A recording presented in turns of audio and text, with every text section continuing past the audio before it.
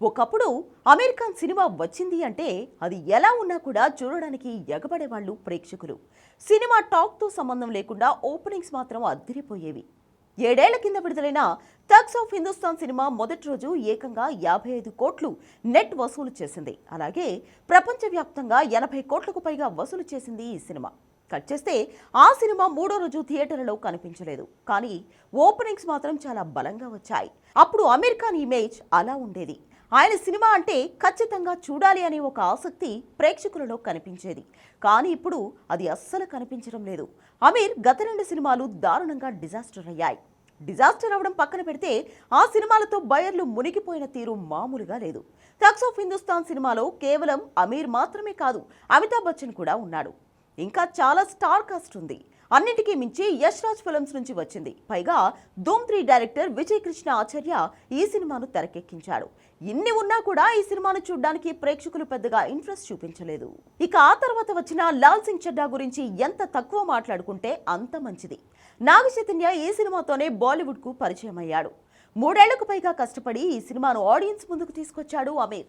కానీ మొదటి రోజు మధ్యాహ్నం షోతోనే రిజెక్ట్ అనేశారు ప్రేక్షకులు.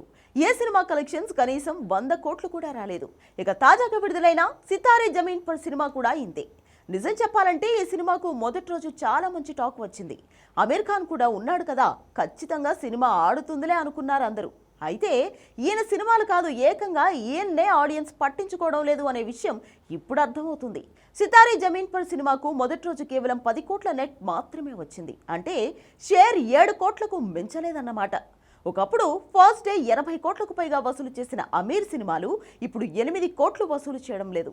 ఆ మధ్య పహల్గామ్ అటాక్ జరిగినప్పుడు అమీర్ ఖాన్ నుంచి ఎలాంటి రియాక్షన్ లేదు. ఆపరేషన్ సింధూర్ సమయంలో కూడా ఈయన కామ్గానే ఉన్నాడు.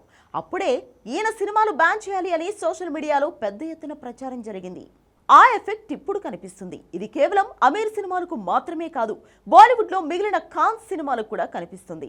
మొన్న రంజాన్ సమయంలో విడుదలైన సల్మాన్ ఖాన్ సికందర్ సినిమాకు కనీసం 100 కోట్ల షేర్ కూడా రాలేదు. మురుగదాస్ తెరకెక్కించిన ఈ సినిమాను అవుట్ రేటెడ్ గా పక్కన పెట్టారు ప్రేక్షకులు. దాని ముందు సినిమా కిసీ కా భాయ్ కిసీ కా జాన్ కూడా అలాగే అయింది. ముగ్గురు ఖాన్స్ లో షారూక్ ఒక్కడే కాస్త సేఫ్ జోన్ లో ఉన్నాడు. 2 ఏళ్ల కింద ఆయన నటించిన పఠాన్, జవాన్ సినిమాలు వరుసగా 1000 కోట్ల మార్క్ అందుకున్నాయి. కానీ వాటి తర్వాత విడుదలైన డమ్కే సినిమా కనీసం 400 కోట్లు కూడా వసూలు చేయలేదు. రాజ్ కుమార్ హిరానీ లాంటి క్రేజీ దర్శకుడి నుంచి వచ్చిన సినిమా కూడా ప్రేక్షకులను పెద్దగా మెప్పించలేకపోయింది.